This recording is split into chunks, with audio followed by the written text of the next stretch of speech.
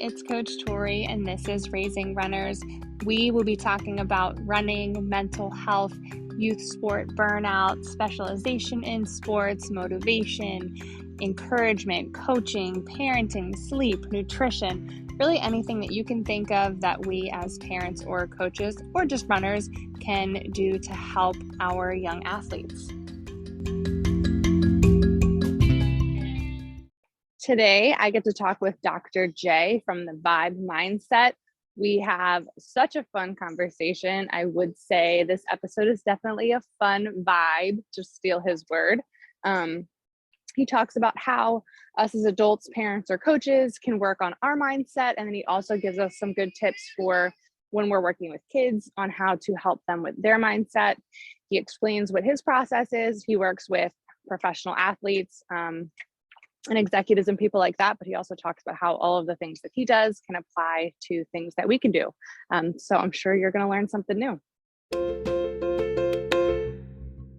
I guess if you want to start by introducing yourself, kind of talk about your history with sports and kind of anything that led up to now, and then we can get into some of the more specific stuff. Yeah, that's cool. And usually I try to, if you're cool with it, because it's your podcast, I like to give value because it's probably parents that might listen to it. And I like to hook, if you're cool with it, I like to go right out with value because I feel, because the honest truth is I'm pretty good at this stuff. Nobody cares about me, which everyone's like, oh, it's not, it's like, chill out. I'm fine with it. As long as my family cares about me, I'm fine. But people want to know what's in it for them. And so I would love, if you're cool with it, to just come right out of the gate, full throttle, and just offer some stuff to parents. Because I mean, I know stuff that parents can do with their kids that will completely add value. And I know you have the 8 pillars, which I was looking at, and I think those are really, really cool. And I think I can add some things to that as well. Okay, well then. This is Dr. J, since he doesn't want to introduce himself, but that's fine. Yeah, go for it. Let's hear what you got then. And then I'll see if I have any questions to throw in there. Yeah. So I'll give you the one sentence. My name is Dr. Jay Kavanaugh. I'm a high performance mindset coach for professional motorsports athletes and also coach amateurs. And we have 2 10-year-olds in our amateur program, and they are crushing it because they're little sponges. And so, my goal, if you listen in, is to offer you some value on how to help your kids just get the most out of life, get the most out of the things that they focus on, and just give you some real basic things that that I have found over time really help athletes at any level, whether they're 10 or 30, 32. All these techniques I think will help. And I think you can see how they can apply to anything, whether it's running, whether it's riding a bike, or just anything. So I want to kick off with my top 2. So my top 2, number 1 is I like to always think about every single day I wake up. I'm like, all right, there's 24 hours in a day. 8 of them I might be sleeping. 16, I get 16 hours. Everyone's like, oh, life is short. I'm like, no, it's not. You get 16 hours every day to do things. So I always try to get people to really set a morning intention. And so this is a big thing for me and anyone I work with. I call it the morning ask. And so what that is every morning you wake up, and you can start by doing this. If you're a parent listening, you can start by doing this as a parent, and then maybe you can figure out how to make it fun so that your kids might want to do it. And I can kind of give you some strategies on that. But the morning ask is asking before your 2 feet come out of the bed and hit the ground, what feeling do I want to experience today? And what version of myself needs to show up to experience it? Now, most people get this confused and they come up with these to-do lists. It's like, oh, I just want to wash the car today. No, that's not what we're talking about. This is not a to-do list. It's a to-feel list. Because if you really think about it, life is all about emotions. If I asked you and I said, well, how was your day today? Most likely you'd be like, yeah, you know what? I feel like I felt like really connected with so-and-so. Whatever you say to define your day usually has like an undertone of some predominant emotion. Maybe you felt proud, maybe you felt accomplished, maybe you felt connection, maybe your husband, love. But you always want to set a feeling-based intention because it's 100% within your control because they're your feelings. And then you figure out what version of myself needs to show up to experience that feeling. Is it the aggressive version of myself? Is it the assertive version? Is it more of like a passive version? Is it, a caring, kind version? Like, what version of me do I need to be? Or what characteristics or personality traits do I need to express and embody to get this feeling? And then what happens is if you can get kids involved in this and you say, hey, what do you want to feel today? And you kind of make it like a little bit of a game, a little bit of a challenge, because kids are always looking for validation and to make their parents proud, right? I mean, would you agree? Yes. Sorry, I was muted and I was like, I'm going to take too long to, like, if I just not. You're mute. All of society is muted. So you should feel very comfortable with that. That's the new thing. Anyways, but kids are always, what I notice is they have like this burning desire, and we all notice this burning desire for validation and for you feeling proud of them. And so hand them a couple lobs. Hey, what do you want to feel today? I want to feel excited. Okay, what things could you do that would make you feel excited, and what version of yourself would you have to be? And so you can tone it down. I mean, obviously, I'm giving you the first version I gave you is more of like an adult version, but for a kid, it could be like, hey, what do you want to feel today? And then maybe you make it easy for them and give it multiple choice. Do you want to feel excited, maybe pride or proud? Do you want to feel like, you connected with someone? Yeah, I want to feel like connected with someone. Okay, what can we do?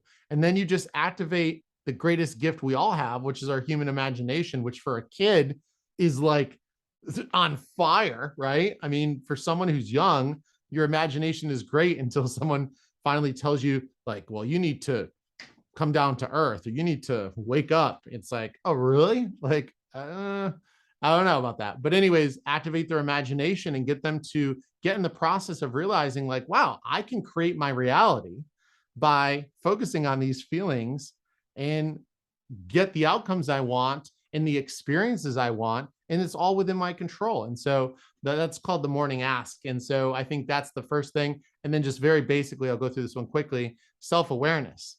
Self-awareness is, what am I thinking, feeling, and what kind of actions am I taking right now? Just being aware of it. I always like to, I don't know if you have like a version of yourself, let's say behind you, that's kind of observing, like free of judgment, but full of curiosity. And that version of yourself is like, oh, wow, what are you focusing on now? And it's like, oh, wow, I'm focusing on this. And it's like, oh, does that serve you? No. Oh, well, maybe you could focus on something else. Oh, I'll focus on this. Or, hey, what are you feeling? Well, I'm feeling a little bummed out right now. Okay, well, why? It's almost like having an awareness in real time of like what you're thinking about, what you're feeling, and realizing that you can shift your focus, you can change your perspective, you can imagine something going well instead of something not going well, and just kind of put you in the driver's seat. So if you could just get your kids to just do those things, develop their self-awareness, develop their focus, energy, and attention, and tell them they all get 5 gallons of gas every single day. Where are you going to put that gas? Where are you going to put that fuel, that limited resource of energy? You could really help your kids out a lot if you make it fun. No, I love that. And I love how, especially with like the morning ask, the way you went through it. So especially as like an adult version, how it's going to look, and then the kid version. Can you explain a little more? Because self-awareness, I think, can be hard for all of us, right? And especially, as adults, sometimes we struggle. So then we're also going to struggle to try and teach our kids to be self-aware. Can you kind of talk us through that a little bit? Because I imagine you can do that pretty easily. Sure. So self-awareness is just an awareness of it. It's really almost, think of it like, I'd say like an easy analogy that maybe might make sense is like, what channel am I on, right? Like, obviously, if you take your clicker on your TV and you hit the up or down button, you're like, oh, this is channel 458. I'm on channel 416 now. You're always knowing where you're at. You're always knowing what you're focused on, what channel you're on, what frequency you're on. And I think a lot of times where most of us get caught up is we get caught up in the habit of being ourselves. And so you get into this almost kind of automated pattern of triggers, reactions, behaviors, thought processes, emotions. And it's like most of the time for us as adults, I think a lot of people struggle with the fact that today was really similar to yesterday, which was really similar to the day before. And it's because most of us live our lives, I feel, on this autopilot, right? And it's just like, oh, work tomorrow, got to bring the kids to, class, and, and it's just this routine and pattern, right? And I'm not saying that there's not value in that. Those things have to happen, but awareness might look like, so let me give you an example of what awareness, how self-awareness might come in as like a pattern interrupt to this. It might be checking in with your vibe. What's my vibe? So let's say I woke up at 7 and I want to do a vibe check at 9. And let's say I want to make that maybe like a habit. So I put like a reminder on my phone, or maybe there's some other habitual task I do at a certain time, and I want to habit stack. I want to stack on a check-in. What's my vibe? And every time this either time clicks off, or you drop a kid off at school, or you pick a kid up from school, or you make a lunch, it's always a check-in. And that check-in could be, what's my vibe? Which is basically a simple way of saying, what's my emotional state right now? And if you ask yourself, what's my emotional state? And you just get curious about it, that's self-awareness, right? Self-awareness isn't so much a conclusion as it is a curiosity. It's a reflection. It's like, what is my emotion right now? I wonder, and it's like, I don't know. What is it? Well, think about it, or what am I thinking about right now? I was thinking about how I have to bring the kids to camp next week, and, I'm getting a little stressed out about it. Okay, fair enough. But like, if you focus on what you have to do to bring those kids to camp next week once, that's fine. And if you come to a conclusion and you rationalize and you're like, all right, it's probably best if we do this, and then we do that. All right, good. I got it. Then you're good, right? But what most people make the mistake of doing is they are looking for certainty and predictability and the comfort that comes along with that. And so sometimes they'll ruminate and they'll live too far into the future. So let's say, for example, if we keep this example going, you might say like, well, maybe I shouldn't do that, or maybe I should, but you keep living in the future, right? And so my mind isn't present. I'm in the future. I'm thinking about this thing in the future. And everyone's like always resistant to that, right? Well, you got to plan things out. Okay, I didn't say not to. I'm just saying how many times you need to plan out one simple scenario of getting a kid to camp. 5 times, 7 times, 12 times? Do you have to think about all the things that could go wrong? Or can you just make the plan, commit to it, and get back into the present moment? And so someone who's self-aware is going to recognize that they're not here in the middle and the present moment, and they're either focusing too much time and energy in the future, or ruminating and being frustrated or depressed about the past. Like, I can't believe that the school did X, Y, and Z. Okay, but they did. Accept it. Don't resist it, because what you resist persists. If you accept it, then you're good. You come back to the present moment. If you resist it and you don't accept it, then you keep going back and back and back. And then every time you go backwards and you focus on the same thing and you get the same emotion, and then you do it again, you focus on the same thing. Like if I think about Victoria Pandolfa, who totally hit on my best friend at junior prom, like, yeah, I'm going to get bummed out. Not as bad as that night because it sucked, but probably 15% of it. This is like umpteen years ago. So why would I go back there and think about the same thing and feel the same things? Because any memory you have has an emotion attached to it. So if you go backwards and you think in the past, be careful, because there is going to be an emotion that's been almost like tagged to that memory. And you're going to revisit that emotion again every single time you think about it and focus back on it. First, I want to say thank you for putting another word to vibe, because I was having a conversation, I think it was last night, and I was saying like vibe is more of a word we use now. And I'm like, what did that mean? Or what did we used to say like 10 years ago, and could not come up with it at all. So now I'm like, oh, right, your emotional state. So thank you for that. Cause I was like, not at all what the point of your answer was, but I'm like, oh, I figured it out. Well, with your help. So that's awesome.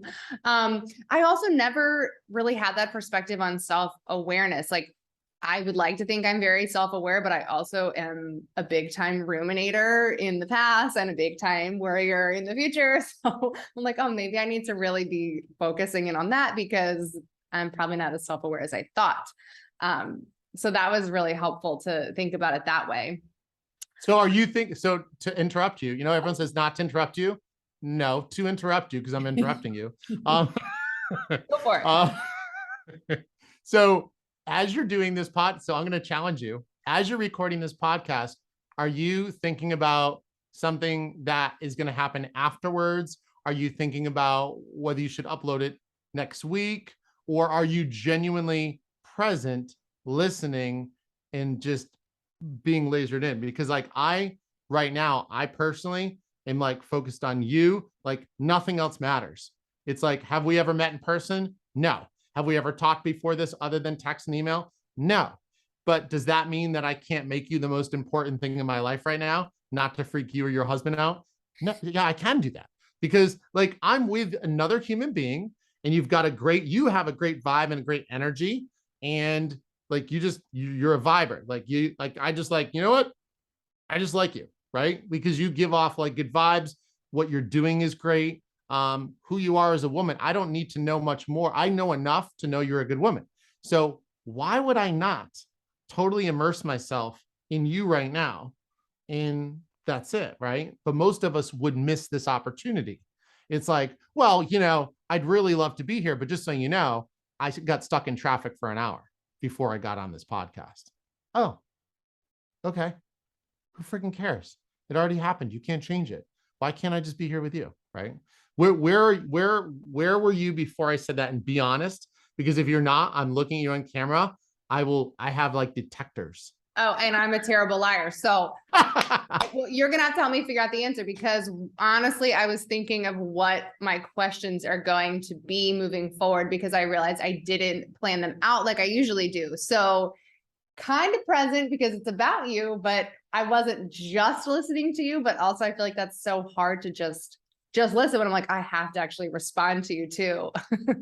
Yeah. And you know what's funny about what you just said about responding? Do you know that most people, when they're listening to someone, they are spending more of their time constructing a response than they're listening to what was said. So officially, if you were really present, you would listen to someone where all you care about is like, what are you trying to convey? What are you trying to say? And be totally present with that. Right. And then maybe take a moment or two, because the brain works fast, right? I'm sure you process very quickly. You hope so, right? Right. And then all of a sudden, like I probably wouldn't even know that the difference between you already having your answer planned as you're listening to me, which really isn't listening to me. You're actually focused on a response, and most of us do that. And I'm not saying I'm any better than anyone else, but I'm at least aware of it when it's happening. Right. And that's self-awareness too. Self-awareness doesn't mean you're perfect.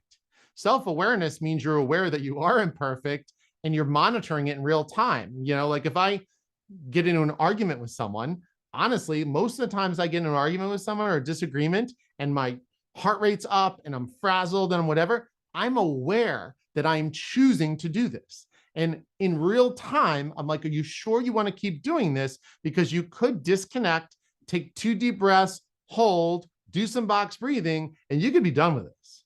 And it's like within real time, I'm talking about like half a second. I'm just like, no, I'm having fun. And then boom, yeah, I'll tell you another thing about you, and it's like, that's self-awareness. It's not always being perfect, right? Right. No, that totally makes sense. And I interviewed my mom weeks ago for the podcast too. And she was just like, oh, you did such a great job, like listening and corresponding the questions and the answers and all those things. I'm like, it's really, really hard though, because I want to be listening to just be listening to have a normal conversation. And then I'm like, but I also have an agenda and I'm trying to like mesh those two things. Yeah, so it's hard, but I guess that means the answer to your question is I was not being present in the whole conversation. But now you've improved your awareness over the fact of what presence is. And so there's still greatness in this conversation, and there's no shame, guilt, humiliation, or embarrassment around that, because at least you're aware and you're honest and you accept it, like just like I said, when I'm arguing and I'm real time, I'm like, hey, you really are coming at this person about this and you're hurting their feelings. It's like, all right, that's not admirable. What you're doing is not admirable. Okay, sure, it's not, but at least I'm aware that I'm doing it and I'm choosing. I think, a lot of people don't realize that you do choose. Life is all about choices. It's like 1,000 choices a day is really what we're all doing. It's these micro choices. So it's like, do you really want to ruminate on this? Do you really want to go back into the past? Do you want to go into the future? Where do you want to go? Where do you want to go? Because every moment you can go wherever you want. Like, you literally right now could ask me any question you want. Like, that's pretty cool. And in life, like, every moment you literally could be sitting in one moment and you could be watching the clouds and being like, whoa, did you see those clouds? You could be watching a sunset. You could be listening to birds, or you could be like, I just cleaned these shoes, which I go through this all the time. I have this pair of white shoes and I literally clean them all the time and they're dirty within 12 seconds. And it's like, so what are you going to choose? Are you going to listen to the birds? You're going to look at the clouds? You're going to talk about this? Or you're going to focus on the future, the past? In life is all about having fun, I feel, with this whole process, and saying like, well, what do you want to focus on? What do you want to talk about? Like, how cool is that two people that don't even know each other are having a conversation right now and we can talk about whatever we want? Like, that's cool. This is cool. No, this is so cool. And speaking of cool or not cool, my son is trying to climb out of his bed, so I need to text his dad to tell him to go get him. All right, you do that, and I will share something. Yes, go ahead. Okay. So one thing that I like to do, like if you've got a kid that you're trying to get into running or try to inspire to take action, one thing that's super important when it comes to practice, and this could be practicing any sport with any kid, is what I find is one of the biggest mistakes in practice is people do practice for the sake of doing practice. So I coach a bunch of different motorsports. I've got the #1 Formula Drift guy. Well, he is now because he's worked with me. Right. #1 Formula Drift guy. I've worked with pro supercross, pro motocross, pro golf, snowcross, a bunch of other people. And one thing I've noticed is a lot of times people are like, yeah, I practiced. I said, oh, all right, you practice. What'd you do? Oh, geez, I practiced for like an hour. Okay, you practiced for an hour. What'd you practice though? And you'd be surprised how many times people look at practice as like a check mark. It's like a box. It's an empty box that needs a check mark. And that's not how you should practice. Practice to me is actually more valuable than competition. I actually look at competition as a celebration of the practice. And so that way you go into it and it's very light, right? Because you're not going to learn anything on the day of competition. And a matter of fact, you don't even have to think on the day of competition really that much. You just need to do, right? So if you have kids that are eventually competing, competition day should be a celebration day, but really where the thinking is and where the intentions need to come is in practice. And so I like something called intentional practice. And it's a single focus, when I say single focus, is a single crystal clear, detailed focus to the point where you can't break it down anymore. So let's say, for example, like I just got done coaching my amateur motocross group. So the motocross guys will be like, I say, hey, what do you want to improve? Well, I want to get faster in the turns. Okay. That's just like, I want to be happy. Like, what does that even mean? Like, that's so general, right? And so like, oh, faster in the turns, you would think it sounds pretty specific, doesn't it? I mean, faster in the turns.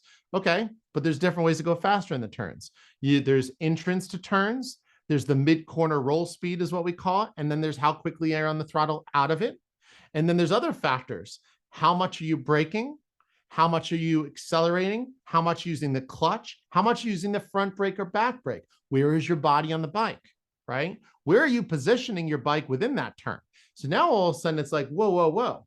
I wanted to get faster in the turns, but now all of a sudden you're saying there's like 9 metrics and probably even more. Maybe it's 12, right? It's like, that's the point where you need to get when you practice, is get crystal clear and specific on one of those metrics and put 100% of your energy, focus, and attention on that one thing and repeat it over and over and over again until it becomes part of your body. Your body starts to memorize it. That's muscle memory. Your body doesn't even have to think about it. Your brain at first is thinking, but through repetition, the body starts to become the mind, right?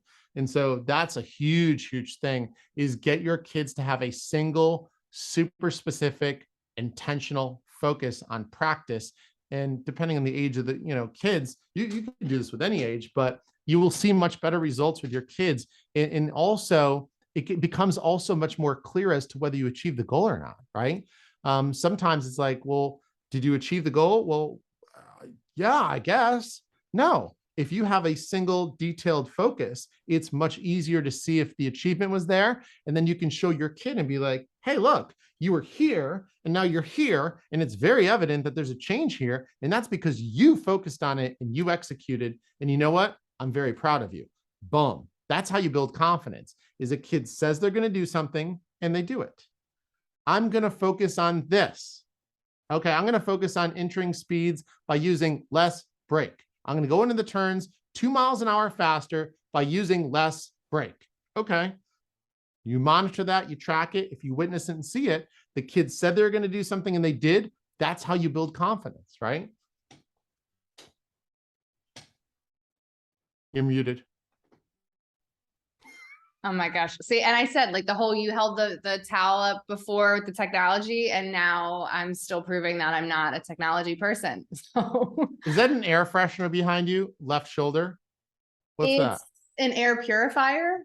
Oh, It's wow. probably not. I mean, it was probably like $12. So That Concept 2 rower wasn't. that is true. That was not.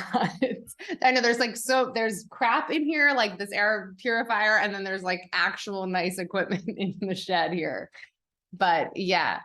So, okay, mindset coaching. What I'm getting from you is, it seems like everything you're saying can apply to anybody, everybody. So that's true. Okay. So is there any, like, besides the sports knowledge that you have, like all of that faster in the turns breakdown you just did, which I barely understood, because as soon as you said, oh, they want to go faster in the turns, I'm like, that's a specific goal. Look at that. And then that was not accurate. So what, besides all of just the sports knowledge that you have, makes it specific to athletes? Or is it not? Is it just like everything is general enough to be just like better mindset for people? Yeah. So what's really cool about what I have found in my process of coaching professional athletes is, when it comes to mindset, when you think about an athlete, right? Like, let's say you have an athlete who competes once every 2 weeks or once a week, right? Well, a majority of the time they're not competing, but yet they need to learn certain things. They need to know. They need to build their self-awareness. They need to build their focus. They need to get really good at letting go. Letting go. Think about athletes. You make a mistake. Like, if you and I make a mistake right now, we can think about it. We could talk about it. You can talk to your husband, say, wow, what should we do? Should I just let this go?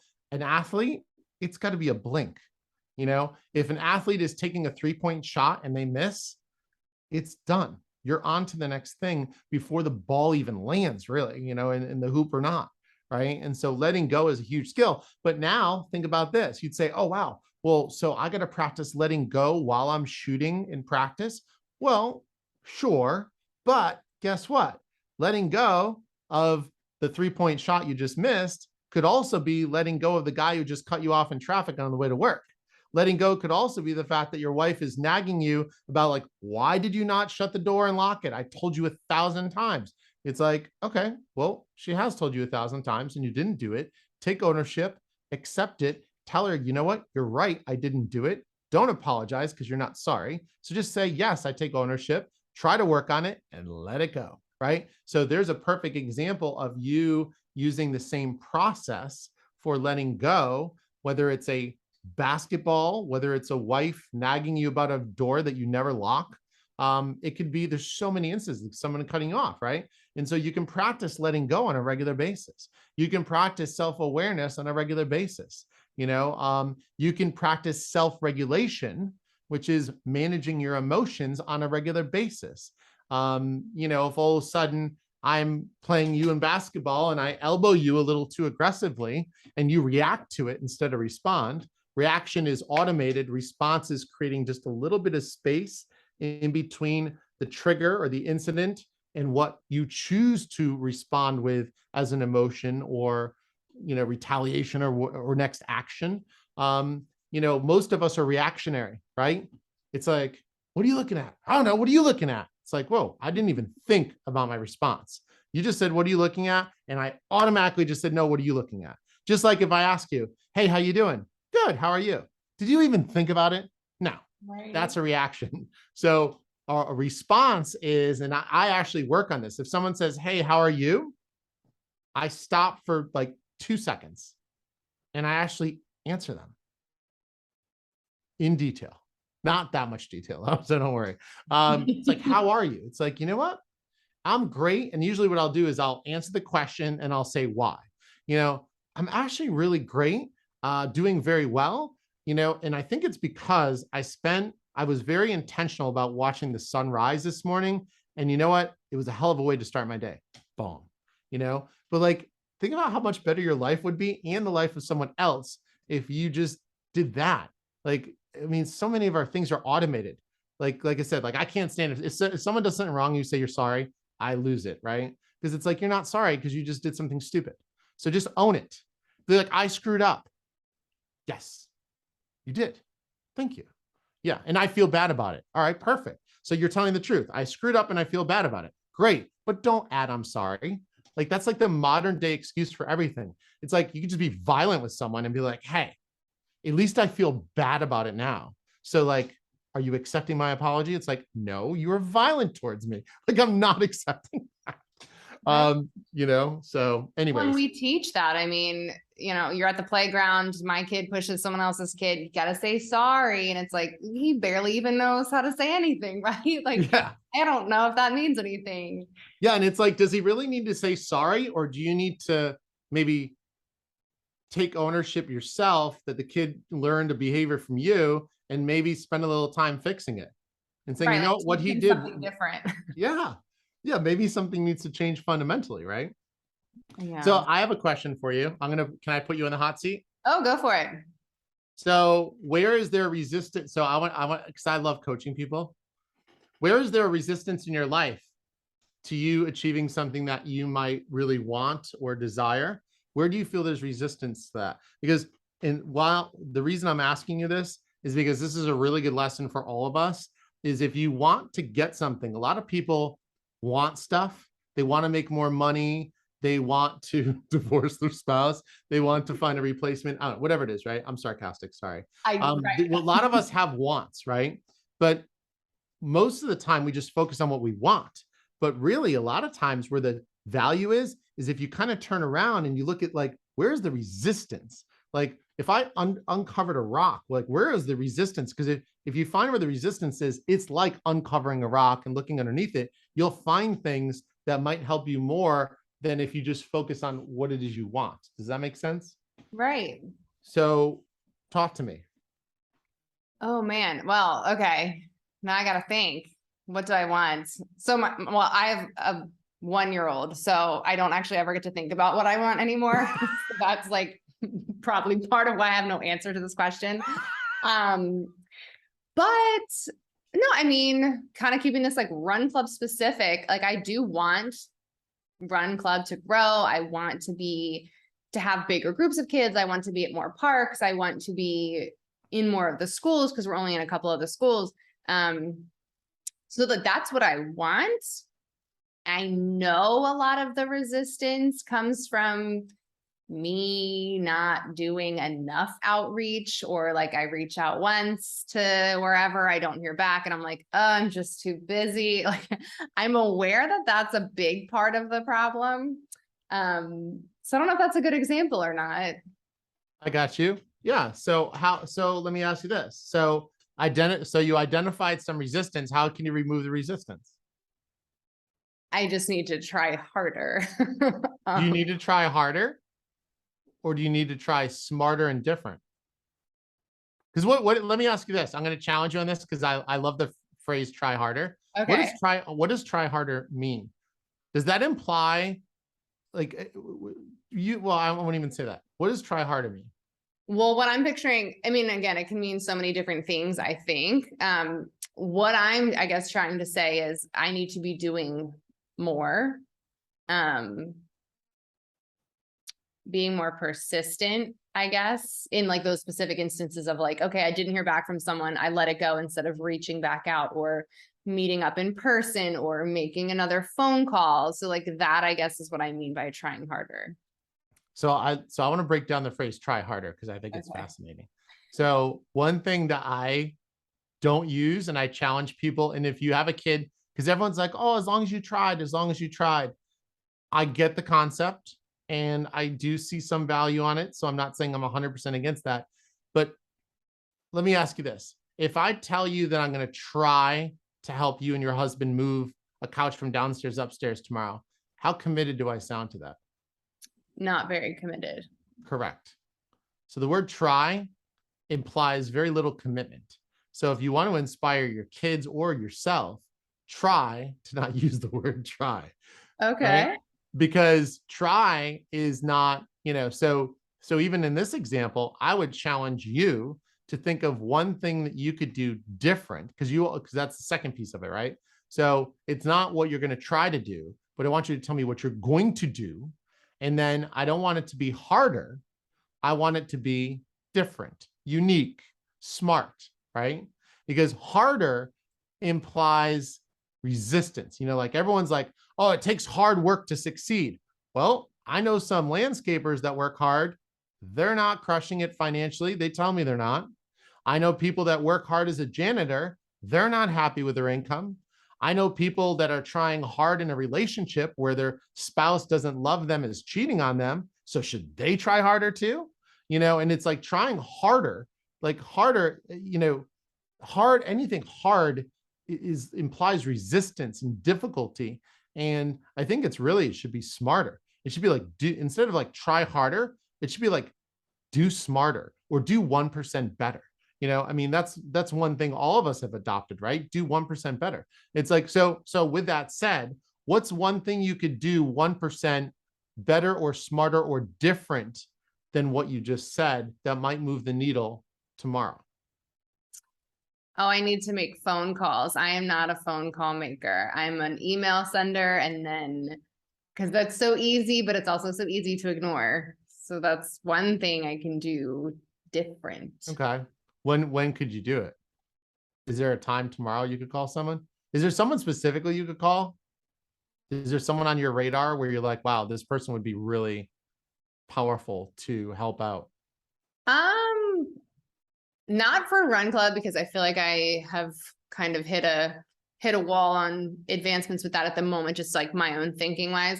But I am trying to start a fundraising event in May, and I've been emailing, and I need to just call people because I'm trying to lock down a venue and I haven't been able to do so. So if I make a phone call, there is a specific person that I can call tomorrow because I have nothing on my to-do list tomorrow. So what time would probably be the best time to call? Because it'd be great to get specific, because in this case, if you say I should call tomorrow, I'm going to try to call now. I'm going to call, what's this person's first name? Oh, I have to look it back up. All right, I just know where they're from. No, that's okay. So you know where they're from. So what time could you call them tomorrow? Does that have to be an actual time, or can I say like nap time? Because then I'm not able to be on the phone. That's fine. I'm fine with that. Nap time. I was gonna say, do I have permission to say nap time? So at the beginning of nap time, once you have confirmation that nap time has begun and seems like it's happening, you could call that person right then and there. Yes. And you already know what you would say. Right. So it's easy. I know. So would you be willing to commit and say that you're going to do it, or do you want to try to do it? I mean, I would normally just say, oh, I'll try to do it tomorrow. But I should say that I'm going to do it tomorrow because like you said, it actually is easy. You should say that, or you are saying it. Oh no, I'm doing such a bad job. I am saying it. How do I answer this question? Just say it. I'm calling the person from the school district tomorrow at nap time. Boom. Got it. Took a while. So what's your level of commitment right now? It's high, right? Yeah. So, and think about this. What's going to happen tomorrow is when you make that call, you're going to be like, wait a minute, like that feels kind of good. And really all I did with you is I found something that was on your mind. I figured out what your resistance was to it. I helped you gain some clarity and specificity on what it would look like if you took action on it tomorrow. Because honestly, if it was an early morning podcast, we're doing this later in the evening. If this is early morning, I would have challenged you to do it today, right? Because anything beyond 24 hours, it ain't happening. Like if you can't commit to less than 24 hours, you just don't want it, or you're not interested, or who knows what, don't even want to know. But now think about it. And you've got crystal clear, you got focused, you removed resistance, you removed a lot of doubt. I mean, you like, I actually at the beginning was like, she's not gonna do it, she's not gonna do it. But I'll tell you that last sentence, like I bought in, like you're doing it. I can feel it. And it was more intense. And so the beauty of this is how reality works. And this is how you got to get your kids to work. This is how you got to get to work. Because don't forget, like your kids just mirror who you are. So if you're the type of mom that says she's going to do it and does it, and you do that in front of your kids, I guarantee your kids will be confident because they will mirror that. And that's what, to me, confidence is, saying you're going to do something and doing it, you know? So a lot of times parents are like, well, how do I teach my kids? How do I get my kids to do this? Well, why don't you start doing it? How about that? How about you're the problem? You know, well, my kid does this, my kid does that. Yeah, because every time you do something, you tell your kid that they're not good enough, or they could have done it better. Like, hey, Jimmy, you know, you really, you know, you got 4 home runs, but you didn't get 5. It's like, hey, what did your parents do to you? And do you want to break the cycle, or do you want to continue it? And that's what I see a lot with parents, is parents don't work on themselves, but they expect their kids to excel. Okay. How's that working? Right. So I know you mostly are seeing like professional and amateur athletes. Do you work with parents of kids who are in sports, or is that just like you just know that and you can do that here? I have found that the best way to create change is to do the opposite of what all psychologists do. And I'm not a psychologist, by the way. I'm actually a retired eye doctor. Oh, yeah, I kind of bailed on, I'm just over it. I kind of got bored with it, and it just wasn't fun anymore. So I just pieced out. The pandemic was like the axe that would cut through it. But so what I find is psychologists, what they do is, and I'm not, and everyone's going to hate me for saying this, but you know, I'm honest and I have an opinion, and I don't care if people agree or not. That's their choice. Is I don't feel that modern day psychology delivers things the right way to create new habits and to help people out. I think they do a good job fundamentally with their knowledge and all, but like if I meet with you for 45 minutes every 2 weeks, like in between, I could completely get off track. I completely derail. I can completely lose focus and get distracted and go right back to my old habits, which is always what you're trying to do. Whenever you're in therapy or whatever, you're trying to break the habit of being yourself. You're trying to break the habit of living in the past, or break the habit of focusing on the future. You're trying to break a habit. Breaking a habit doesn't happen 45 minutes every 2 weeks. So I have a very unique program that I don't know anyone that does this, and it's a little crazy, but it does work extremely well. I talk to all the people I work with daily on voice message on WhatsApp. The catch with that is I can only work with so many people because time is limited. So if I wanted to make a lot more money, I would scale it. I would do like, you know, $93 a month and have like 1,000 people, make $1 million a year, and no one would probably change. But with me, I do a lot of one-on-one, daily interaction, daily focus, talking 1, 2, 3 times a day to people, voice message, so it's convenient. So it's tough because what I have to charge people is is what most people pay for rent. So it's tough because I deliver results, but in order for me to deliver the results and only have a handful of clients, essentially, I have to charge higher rates that most people can't afford. And so that's the tough thing there. Now, I do have an amateur program for amateur athletes, super reasonable. It's like $93 a month, and I have all motocrossers in it. But for parents, and I have no shame in saying it, like, I'm expensive, and that's it. Mercedes is expensive, Ferrari's expensive. If you can't afford it, you don't have to buy it. There's other options. I mean, if anyone ever wanted free advice, I could give everyone and would be willing to, and saying that if anyone messaged me, I would be more than willing to say, hey, these are some great books, or hey, this is a great podcast, or hey, you should research this topic. I have no problem. I have no problems giving free advice. But the whole thing is, I took so much time, energy, and focus to refine my program, and my program kicks major buttocks. So I charge major buttocks because that's the value I place on me and my program. Whereas a lot of people are like, well, that's a little expensive. Okay. You don't have to, just don't do it, and I have a wait list typically. And so, yeah, I work with like C-level executives and usually professional athletes because those are the only people that can afford what I'm saying. And I'm not saying this to puff my chest out. I'm stating facts. These are just facts. And it's amazing how people react to facts, but these are facts. The sun will rise tomorrow. Fact. I charge a lot. Fact. Like, this is, and you know what? I value myself too much and my time is too valuable. Fact. And so anyways, so that's the long answer to that question. So if you're talking to these people daily, what is like the time frame? Like, is it months? Is it week? Because I mean, obviously I'm sure you're getting people who want results. Like you're saying, you deliver results, you want results, but that's still a lot of a commitment for someone to be putting in daily also, not just on your end, but their end. So like how long usually? Yeah. So that's a great question. So I'm going to answer that, but first I want to make a statement because this is important. So the people that contact me have such a burning problem, and it's bothering them to the point where it's causing them to maybe have sleepless nights, to have anxiety.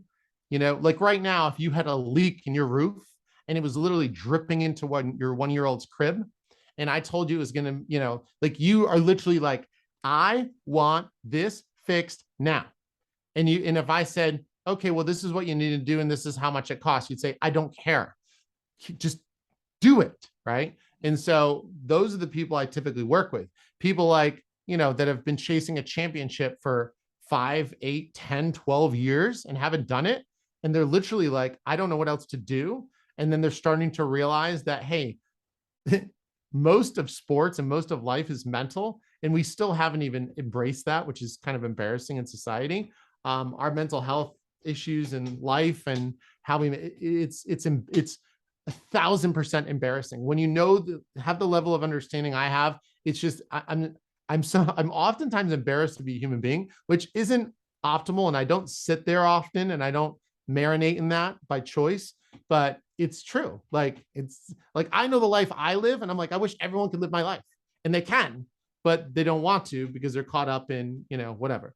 But anyway, so with the athletes, the reason why they're able to put in the time and effort is because they've already put so much time and effort into all the other things, nutrition, health, fitness, all these tests, all these things. And they're like, geez, I don't know why I'm not winning. And I'm like, well, let me ask you something. The last time you had a competition, like, what was your narrative? What do you mean, what was my narrative? I don't even know what a narrative is. Okay. A narrative is a story you tell yourself.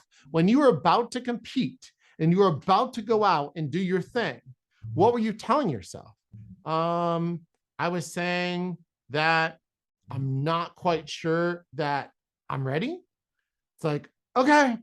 So I don't care what your nutrition is. I don't care whether you have 1% body fat, which probably isn't even realistic. No matter what, no matter your technique, your skills, your physical, like, no one ever thinks about the mental. Like, I'm the last person someone calls I have a golfer, a pro golfer, who is now improving. He's a younger, like early on kind of golfer. He contacted me early. Now he's interesting. He's like the only case study I know where we have him mentally optimized, but his technique needs to improve.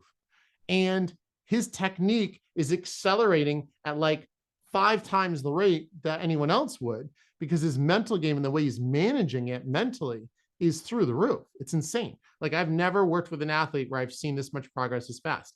And to give you a time frame, the time frame is, it depends on what we're talking about. Like what's the metric, right? If you say on average, I'd say my generic answer would be 6 months to a year. Because don't forget, what am I doing?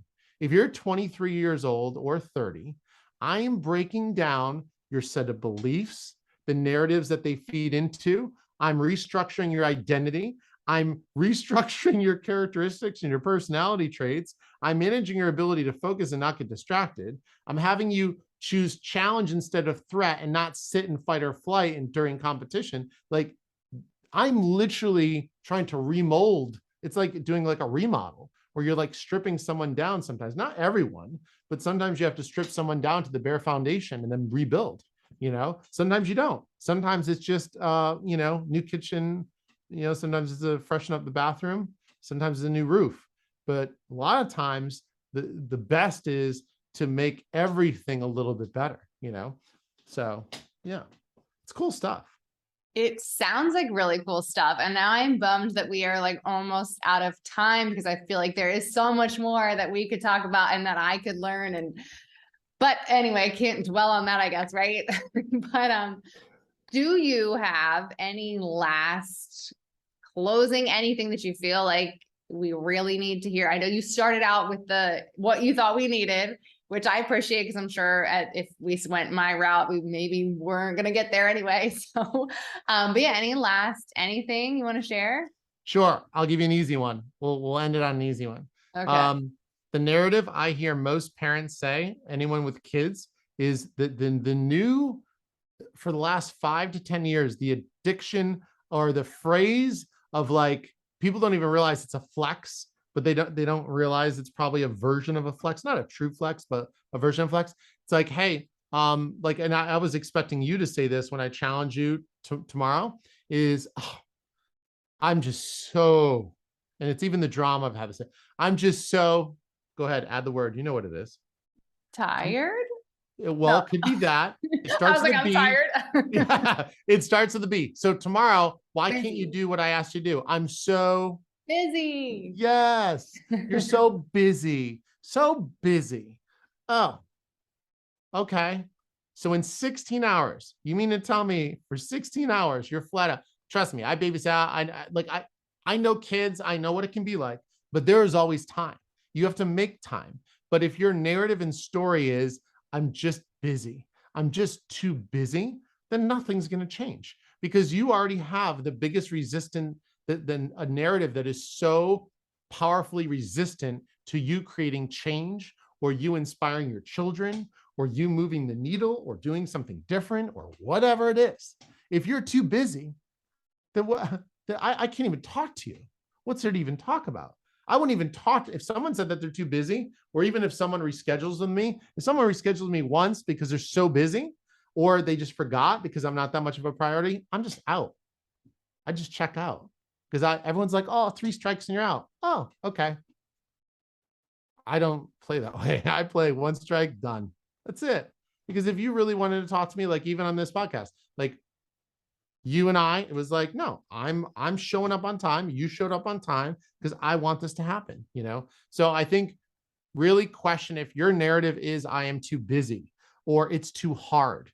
These are BS narratives. Break away from the BS.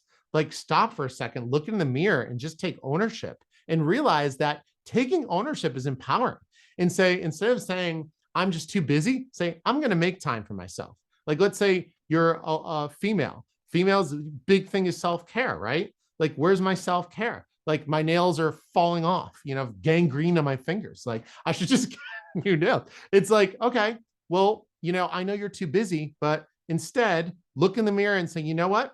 I know it's not a big deal, but I want to spend $35 to get my nails done tomorrow because it's important for me to take a moment for myself, right? Because the better I feel about myself and the more time I make for myself, the better mother I can be, the better parent I can be, right? And so, okay, so look in the mirror, take ownership and say, no, I'm not too busy tomorrow. I am making time and this is what's going to happen. This is when it's going to happen. And my nails are getting done tomorrow.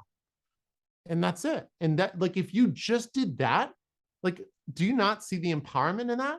It's like this moment of like looking in the mirror, making a choice, making a decision, being assertive, and just going for it. And it's like, all right, so of the 16 hours you're awake tomorrow, you had to give up 38 of those minutes. Like, your kids will survive. They'll still get meals. They'll still get breastfed. They'll still get whatever they need, their lunchbox, their Lunchables, their class, their whatever, their play date. Like, why can't you make 38 minutes for yourself, or, 38 minutes for yourself? So challenge yourself, break the narratives. That would be how I would end it. And if you have any questions or comments or want to learn more for free, because I'm so ridiculously expensive, go get free content that I offer at thevibemindset.com. We have lots of great articles there. Or you can go to YouTube. I have some really good videos there that are super helpful. And a lot of people have found tremendous value in those. There's plenty of free resources if you are not too busy.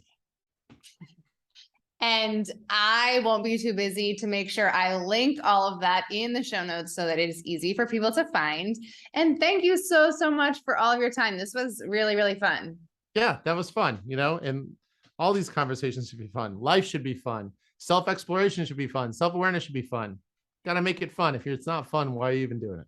That is a great way to end it. All right. Thank you so much. And anyone that I just want to say thank you to Dr. J for all of the time he took and the knowledge and information that he gave to us today. Hopefully everyone hung in there since it was a little bit longer of an episode than usual, but all, I think, really valuable stuff. His website is linked in the notes, so you know where to find him. Like he said, he would be happy to give you some free book recommendations. I need to make sure I reach out to him for that as well. And hope you enjoyed the episode.